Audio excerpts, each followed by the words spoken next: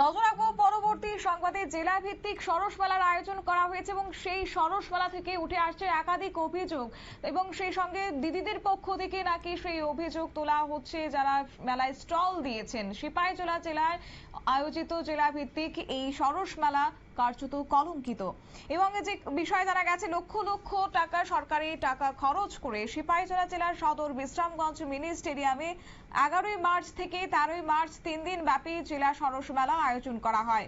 চলো দিদিরা সবাই আত্মনির্ভর ত্রিপুরা বানাই, এই লেখা স্লোগানে গোটা মেলা প্রাঙ্গণ সাজিয়ে তোলা হয়। কিন্তু আশ্চর্যের বিষয় হচ্ছে যে যেখানে দিদিদের আত্মনির্ভরের কথা বলা হয়েছে, সেই জায়গায় মেলায় আগত বিভিন্ন স্বনির্ভর দলের দিদিরা বিস্ফোরক অভিযোগ করেছেন উদ্যোক্তাদের বিরুদ্ধে। কথা ছিল স্বনির্ভর দল পরিচালিত বিভিন্ন দোকানপাট এবং খাবার সামগ্রী তৈরি করে সেখানে বিক্রি করা হবে, কিন্তু আশ্চর্যজনকভাবে সেখানে ফুটপাতের বাজারে চাট বিক্রি করে বিক্রেতা থেকে শুরু করে চা ঝালমুড়ি সবাইকে মেলা স্টলের সামনে জায়গা করে দেয় তাদের ব্যবসা করার জন্য কোনো এক অদৃশ্য শক্তির নেতৃত্বের কারণে।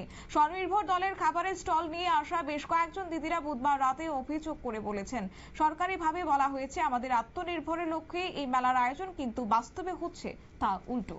কি রয়েছে বক্তব্য শুনুন।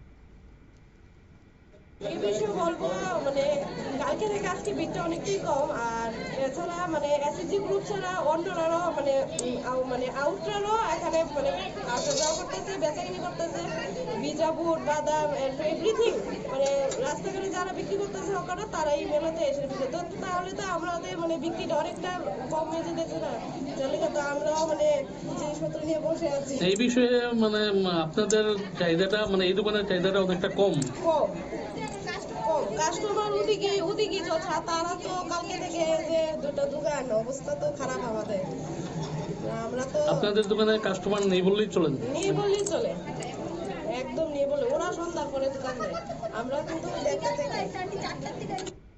আপনারা শুনলেন স্বনির্ভর দলের মহিলাদের বক্তব্য। তাছাড়া লক্ষ লক্ষ টাকা খরচ করে মেলার আয়োজন করা হলেও জেলা ভিত্তিক এই মেলায় লোক সমাগম করতে পারেনি।